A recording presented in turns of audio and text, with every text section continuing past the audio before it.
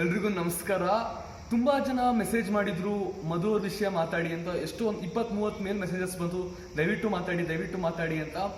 ಒಂದಿಷ್ಟು ಕಾರಣಗಳಿಂದ ನಾನೇ ಡಿಲೇ ಮಾಡ್ತಾ ಇದ್ದೆ. ಯಾಕೆ ಅಂತಂದ್ರೆ ಒಂದು ಏನೋ ನಾನು ಸ್ವಲ್ಪ ವಾಯ್ಸ್ ಸ್ವಲ್ಪ ಪ್ರಾಬ್ಲಮ್ ಇತ್ತು. ಎರಡನೇ ವಿಷಯ ಏನು ಅಂತಂದ್ರೆ ಆದ ದಿನದಿಂದ ಪ್ರತಿಯೊಬ್ಬರು ಪ್ರತಿಭಟನೆ ಮಾಡ್ತಾ ಇದ್ದಾರೆ. ನಮ್ಮ ದೇಶದಲ್ಲಿ ಒಂದು ದೌರ್ಬಲ್ಯ ಏನು ಅಂತಂದ್ರೆ ಒಂದು 4-5 ದಿನಕ್ಕೆಲ್ಲ ಸುಮ್ಮನಾಗಿ ಹೋಗ್ಬಿಡ್ತಾರೆ, ಆಮೇಲೆ ಯಾರು ಕಂಟಿನ್ಯೂ ಮಾಡಕ್ ಹೋಗಲ್ಲ ಅಂತ. ಸೊ ಒಂದು ಫ್ಲೋ ಇರಲಿ, 4-5 ದಿನ ಆದ್ಮೇಲೆ ಮಾಡಿದ್ರೆ ಅಟ್ಲೀಸ್ಟ್ ನಾನು ಆಗ್ತೀನಿ, ಮುಂದೆ ಹಿಂಗೆ ಯಾರು ಕಂಟಿನ್ಯೂ ಮಾಡ್ಕೊಂಡು ಹೋಗಿ ವಿಷಯಕ್ಕೆ ನ್ಯಾಯ ಸಿಗಲಿ ಅನ್ನೋ ಕಾರಣಕ್ಕೆ ಸುಮ್ಮನಿದ್ದೆ. ನಿಮಗೆಲ್ಲ ಗೊತ್ತಿರಂಗೆ ಮಧು ಅನ್ನೋಂಥ ಒಂದು ಹುಡುಗಿ, ಅವರ 23 ವರ್ಷದ ಹುಡುಗಿ ಇಂಜಿನಿಯರಿಂಗ್ ಓದ್ತಾ ಇದ್ರು ನವೋದಯ ಕಾಲೇಜಲ್ಲಿ, ಇಂಜಿನಿಯರಿಂಗ್ ಕಾಲೇಜಲ್ಲಿ. ಅಲ್ಲಿಂದ ಅವ್ರ ಫ್ರೆಂಡ್ ಯಾರೋ ಅಯೋಗ್ಯ ಇದ್ದಾನೆ, ಯಾದವ್, ಅವ್ರ ಅಮ್ಮ ಕೊಟ್ಟಿರೋ ಸ್ಟೇಟ್ಮೆಂಟ್ ಪ್ರಕಾರ ಅವ್ನು ತುಂಬಾ ದಿನ ಹಿಂದ್ಗಡೆ ಬಿದ್ದಿದ್ದ, ತುಂಬಾ ಪ್ರೀತ್ಸು ಅಂತ ಪೀಡಿಸ್ತಿದ್ದ, ಅವಳಿಗೆ ಇಷ್ಟ ಇರಲಿಲ್ಲ. ಸೊ ಒಂದು ದಿನ ಗುಡ್ಡದ ಹತ್ರ ಕರ್ಕೊಂಡೋಗಿ, ಅಂದ್ರೆ 13 ಏಪ್ರಿಲ್ ಕರ್ಕೊಂಡು ಹೋಗ್ಬಿಟ್ಟು ಅತ್ಯಾಚಾರ ಮಾಡಿ ಸುಟ್ಟು ಫೋರ್ಸ್ಫುಲ್ ಆಗಿ ಡೆತ್ ನೋಟ್ ಬರೆಸ್ಕೊಂಡು ಹ್ಯಾಂಗ್ ಮಾಡಿ ಬಂದಿರತಕ್ಕಂಥದ್ದು. ಕೇಳಬೇಕಾದ್ರೆ ಒಂಥರ ಈ ನೆಗೆಟಿವ್ ಎನರ್ಜಿ ಹೆಂಗೆ ಮುಂದೆ ಹೋಗಿದೆಲ್ಲ ಅಂತ ಅನ್ಸುತ್ತೆ. ಸೊ ಇದ್ರಲ್ಲಿ ನಂದು 3 ಪ್ರಶ್ನೆಗಳಿದೆ. ಒಂದು, ಡೆತ್ ನೋಟ್ ನೋಡಿದ್ವಿ ನಾವೆಲ್ಲರೂ, ಡೆತ್ ನೋಟ್ ಅಲ್ಲಿ ಉಲ್ಲೇಖ ಮಾಡಿದ್ದಾರೆ ಅಂತ ಪೊಲೀಸರು ತಿಳಿಸಿದ್ದಾರೆ. ಏನಂದ್ರೆ ಸಬ್ಜೆಕ್ಟ್ಸ್ ಅಲ್ಲಿ ಫೇಲ್ ಆಗಿದ್ದೀನಿ, ಬ್ಯಾಕ್ಲಾಗ್ ಆಗಿದೆ, ಹಂಗಾಗಿ ಏನು ಮಾಡಕ್ಕಾಗ್ತಾ ಇಲ್ಲ ಅಂತ. ಬಟ್ ಸತ್ಯ ಏನು ಗೊತ್ತಾ, ಅವ್ರ ಅಗ್ಗನೇ ಸ್ವತಃ FB ಅಲ್ಲಿ ಹಾಕಿದ್ದಾರೆ, ಅವ್ರ ಬರ್ತಡೇ ದಿನ ವಿಶ್ ಮಾಡ್ಬಿಟ್ಟು ಎಲ್ಲಾ ಸಬ್ಜೆಕ್ಟ್ ಕ್ಲಿಯರ್ ಆಗಿದೆ, ಅವ್ರು ಯಾಕೆ ಸಾಯ್ತಾರೆ? ಇದಕ್ಕೆ ಪೊಲೀಸರು ಉತ್ತರ ಕೊಡಬೇಕು. ಇವತ್ತು CIDಗೆ ಒಪ್ಪಿಸಿದರೆ ಬಹಳ ಸಂತೋಷ, ಪ್ರಾರಂಭ ದಿನಗಳಲ್ಲಿ ಸಮರ್ಥಿಸಿಕೊಂಡಿದ್ರು.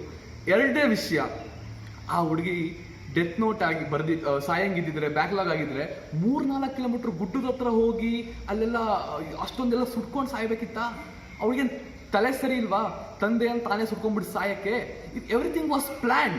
ಇದನ್ನ ಯಾಕೆ ತುಂಬಾ ಪವರ್ ಇದೆ, ಪೊಲಿಟಿಕಲ್ ಪವರ್ ಅಂತ ಮುಚ್ಚಾಕ್ತಾ ಇದ್ದೀರಾ? ಅಂಡ್ 3ನೇ ಪಾಯಿಂಟ್, ಅವ್ರ ಅಮ್ಮ ಅಂತಾರೆ ನನ್ನ ಮಗಳು ಹೆಂಗಂತ ನನಗೆ ಗೊತ್ತು, ಈ ಹಿಂದೆನೂ ತುಂಬಾ ಕಮ್ಮಿ ಮಾರ್ಕ್ಸ್ ತೆಗ್ದಿದ್ದಾಳೆ, ಹಂಗಂತ ಯಾವತ್ತೂ ಇವ್ರು ಮಾಡ್ಕೊಂಡಿಲ್ಲ ಅಂತ. ತಾಯಿಗೆ ತನ್ನ ಮಗಳಿಗೆ ಏನಂತ ಗೊತ್ತು. ತಾಯಿಗಿಂತ ಮೇಲೆ ಯಾರೋ ಅವ್ರ ಮಕ್ಳು ಏನಂತ ಗುರ್ತಿಡಕ್ ಸಾಧ್ಯನಾ? ಇಲ್ಲ. ತಾಯಿ ಹೇಳ್ತಿದ್ದಾರೆ, ತಾಯಿ ಕರುಳು ಅಂತ ಒಂದು ಇರುತ್ತಲ್ಲ, ಅದು ಜೀವಂತವಾಗಿರುತ್ತೆ ಅಂತ. ಅಂಡ್ ಬಹಳ ಮುಖ್ಯವಾಗಿ ನಾನು ಹೇಳ್ತಕ್ಕಂಥದ್ದು, ನಾನು ಫಸ್ಟ್ ಆಫ್ ಆಲ್ ಈ ಮೇನ್ ಸ್ಟ್ರೀಮ್ ಮೀಡಿಯಾಗಳು ಒಂದಿಷ್ಟು ದಿನ ತೋರಿಸಿರ್ಲಿಲ್ಲ, ಇದಾಗಿರ್ಲಿಲ್ಲ ಕೆಲವೊಂದು ಕಾರಣಗಳಿಂದ. ಅಂಡ್ ಕೆಲವೊಂದು ಮೀಡಿಯಾಗಳು ಇನ್ನೂ ಒಂದು ಬೋಗಸ್ ಟಿವಿಗಳು ಇನ್ನೂ ತೋರಿಸ್ತಾ ಇಲ್ಲ. ಇವ್ರಿಗೇನ್ ಗೊತ್ತಾ, ಅಲ್ಲಿ ಯಾವ್ದೋ ಊರಲ್ಲಿ MLA MP ಅವ್ರ ಅಳಿಯನ್ ಗಂಡನ್ ಮಗಳು ಮನೆಯಲ್ಲಿ ನಾಯಿ ಪಪ್ಪಿ ಆಗ್ತು ಅನ್ನೋ ನ್ಯೂಸ್ನೆಲ್ಲ ತಗೊಂಡೋಗಿ ತೋರಿಸ್ತಾರೆ, ಇಂಥ ವಿಷಯಗಳನ್ನ ತೋರಿಸಲ್ಲ. ಅಂಡ್ ಎರಡನೇ ವಿಷಯ ಏನಂದ್ರೆ, ಟ್ರೋಲ್ ಪೇಜಸ್ಗೆ ಎಷ್ಟು ಥ್ಯಾಂಕ್ ಯು ಹೇಳಲು ಸಾಲಲ್ಲ. ಈ ವಿಷಯ ಅಂತ ಕರ್ಕೊಂಡೋಗಲ್ಲಿ ಮುಡ್ಸಿದಿರಲ್ಲ, I thank troll pages. And you deserve the real part ಏನಿದೆ ಅದನ್ನ ತಗೊಂಡೋಗಿ ತಲುಪಿಸೋಂಥದ್ದು ಏನಿದೆ, ಟ್ರೋಲ್ ಪೇಜಸ್ ರಿಯಲ್ ಡಿಸರ್ವ್ ಮಾಡುತ್ತೆ ಅಂತ. ಅಲ್ಲಿ ತನಕ ತಗೊಂಡೋಗಿ ತಲುಪಿಸಿರತಕ್ಕಂಥದ್ದು ಬಿಡದೆ ಕಂಟಿನ್ಯೂಸ್ ಆಗಿ ಅಪ್ಡೇಟ್ ಮಾಡಿ ಅವ್ರಿಗೆ ನ್ಯಾಯ ಸಿಗುತ್ತೆ ಅಂತ. ಅಂಡ್ ಮೂರನೇದು, ಈಗ ಎಲ್ಲರೂ ಒಂದಿಷ್ಟು ಜನ ಈಗ ಆಕ್ಟರ್ಸ್ ಆಗಿರ್ಬೋದು, ಇವರಾಗಿರ್ಬೋದು, ಬಂದು ರೆಸ್ಪಾಂಡ್ ಮಾಡ್ತೀವಿ, ವೆರಿ ಹ್ಯಾಪಿ.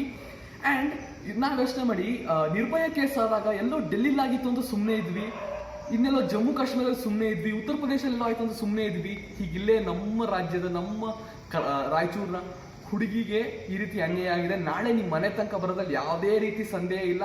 ನೀವು ಇವತ್ತೇ ಹಿಂಗೆ ಕುತ್ಕೊಂಡ್ರೆ ಖಂಡಿತವಾಗ್ಲೂ ಬಂದೇ ಬರುತ್ತೆ. ಇದಕ್ಕೆ ನಮ್ಮ ಕಡೆಯಿಂದ ಸಾಕಷ್ಟು ಪ್ರತಿಭಟನೆಗಳು ಮಾಡಿದೀವಿ, ಟೌನ್ ಹತ್ರ ಪ್ರತಿಭಟನೆ ಮಾಡಿದ್ವಿ, ಹಲವಾರು ಜಾಗಗಳ ಪ್ರತಿಭಟನೆ ನಮ್ಮ ಕಡೆಯಿಂದ ಎಷ್ಟಾಗುತ್ತೋ ಅಷ್ಟು ಮಾಡಿದೀವಿ. ಮಾಧ್ಯಮಕ್ಕೆ ತಲುಪಿಸೋದು ಪ್ರತಿಯೊಂದು ನಮ್ಮ ಕೈಯಲ್ಲಿ ಆಲೋಚನೆ ನಾವು ಮಾಡಿದೀವಿ. ನಾನು ಹೇಳ್ತೀನಿ, ನೀವೆಲ್ಲ ಇವತ್ತು ಹಿಂಗೆ ಸುಮ್ಕೂತ್ರೇನೋ ಆಯ್ತು ಅಂತ, ನಾಳೆ ನಮ್ಮೆಲ್ಲರ ಮನೆಗೂ ಬರೋದ್ರ ಸಂಶಯನೇ ಇಲ್ಲ ಅಂತ ಹೇಳ್ತೀನಿ. ಅಂಡ್ ಇವಾಗ ನೋಡಬೇಕು, 370 ಸೆಕ್ಷನ್ ಹಾಕಿದೀವಿ, ಆ ಸೆಕ್ಷನ್ ಹಾಕಿದೀವಿ, ಈ ಸೆಕ್ಷನ್ ಹಾಕಿದೀವಿ. ನಾನು ಸತ್ಯವಾಗಿ ಹೇಳ್ತೀನಿ, ಈ ದೇಶದ ಜನ ಕಾನೂನಲ್ಲಿ ನಂಬಿಕೆ ಕಳ್ಕೊತಾ ಇದ್ದಾರೆ. 100% ಹೇಳ್ತೀನಿ. ಯಾವಾಗ ಪಾಕಿಸ್ತಾನದ ಉಗ್ರರು ಬಂದಾಗ ಅವ್ರನ್ನ ಇಲ್ಲೇ ಇಟ್ಕೊಂಡು ನೀವು ಅವ್ರನ್ನ ದಿನಕ್ಕೆ 1 ಲಕ್ಷ ರೂಪಾಯಿ ಖರ್ಚು ಮಾಡಿ ಎಷ್ಟೋ ವರ್ಷ ಆದ್ಮೇಲೆ ಅವ್ರನ್ನ ಹ್ಯಾಂಗ್ ಮಾಡಿದಾರಲ್ಲ, DK ರವಿ ಅವ್ರನ್ನ ಯಾರು ಕೊಂದಿದ್ದು ಅಂತ, ಅದು ಸುಸೈಡ್ ಅಲ್ಲ, ಅದನ್ನ ಸಾಯಿಸಿದ್ದು ಅಂತ ಗೊತ್ತಿದ್ರು, ಗಣಪತಿ ಅವ್ರನ್ನ ಸುಸೈಡ್ ಅಲ್ಲ ಅವರೇ ಸಾಯಿಸಿದ್ದು ಅಂತ ಗೊತ್ತಿದ್ರು ಕೂಡ ಎಷ್ಟೋ ಜನ ಹಂಗೆ ಓಡಾಡ್ಕೊಂಡಿದ್ದಾರೆ. ಅಂಡ್ ಮತ್ತೆ ಕಾನೂನು ಕ್ರಮ ಕೈಗೊಳ್ತೀವಿ ಅಂತ.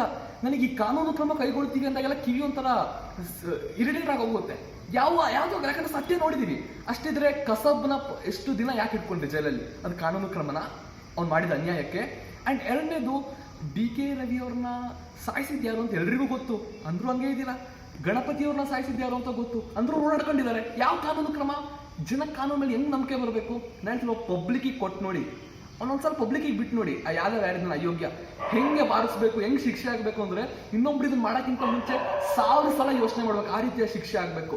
ಅಂಡ್ ಕೊನೆಯದಾಗಿ ನನ್ನ ಮಾತು ಹೇಳಕ್ ಮುಗಿಸ್ತೀನಿ.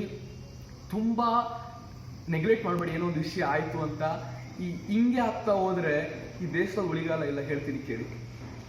ದಯವಿಟ್ಟು ನೆಗ್ಲೆಕ್ಟ್ ಮಾಡೋಕೆ ಹೋಗಬೇಡಿ, ತುಂಬ ಸೀರಿಯಸ್ ಆಗಿ ಕನ್ಸಿಡರ್ ಮಾಡಿ. ಆ್ಯಂಡ್ ನಮ್ಮ ಕಡೆಯಿಂದ ಯಾವುದೇ ರೀತಿ ಹೆಲ್ಪ್ ಬೇಕಿದ್ರು ವಿ ಕ್ಯಾನ್ ಕಾಂಟ್ಯಾಕ್ಟ್ 9886778740 ನಮ್ಮ ನಂಬರ್. ನಮ್ಮದೊಂದು ತಂಡ ಇದೆ, ನಮ್ಮ ಕೈ ಯಾವ್ದು ಹೆಲ್ಪ್ ಬೇಕಾಗಿದ್ರು ಕೊನೆ ತನಕ ನ್ಯಾಯ ಸಿಗುತ್ತೆ, ನಮ್ಮ ಕೈಲಿ ಏನಾಗುತ್ತೋ ಅಷ್ಟು ನಾವು ಮಾಡೋಕ್ಕೆ ತಯಾರಿದ್ದೀವಿ. ದಯವಿಟ್ಟು ಎಚ್ಚೆತ್ಕೊಳ್ಳಿ, ಇವಾಗಿಲ್ಲ ಅಂದರೆ ಖಂಡಿತ ನಾವೆಲ್ಲ ಅನುಭವಿಸ್ಬೇಕಾಗುತ್ತೆ. ಧನ್ಯವಾದಗಳು.